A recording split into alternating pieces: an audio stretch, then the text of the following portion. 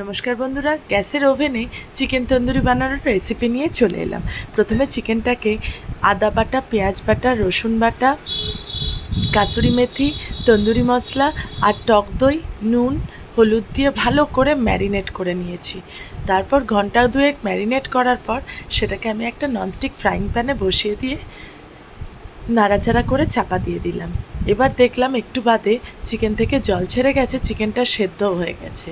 এবার তখন আমি আরেকটু নাড়াচাড়া করে নিয়ে নাবিয়ে নিলাম। নাবিয়ে নিয়ে তারপর সেগুলোকে এই যে জলটা রয়েছে সেটার মধ্যে একটু কর্নফ্লাওয়ার দিয়ে, নুন দিয়ে আর একটু গোলমরিচ দিয়ে ভালো করে নাড়াচাড়া করে ঘন করে নিলাম। তারপর সেটাকে চিকেনের গায়ে মাখিয়ে নিলাম।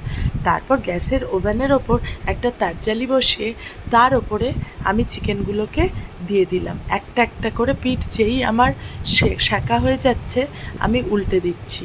তারপর একটু অয়েল ব্রাশ করে এপিট ওপিট করে সেঁকে দারুণ করে বানিয়ে নিলাম চিকেন তন্দুরি।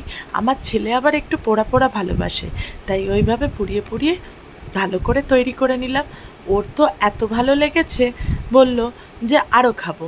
আমি সেই জন্য আরেক রকমের রেসিপি বানিয়েছি, সেটা নিয়েও আসছি তোমাদের সাথে। পুদিনার চাটনি, মেয়নিজ, সস দিয়ে পরিবেশন করে দিলাম, সাথে স্যালাড। ভালো লাগলে লাইক, কমেন্ট, শেয়ার করে দিও। Thank you for watching.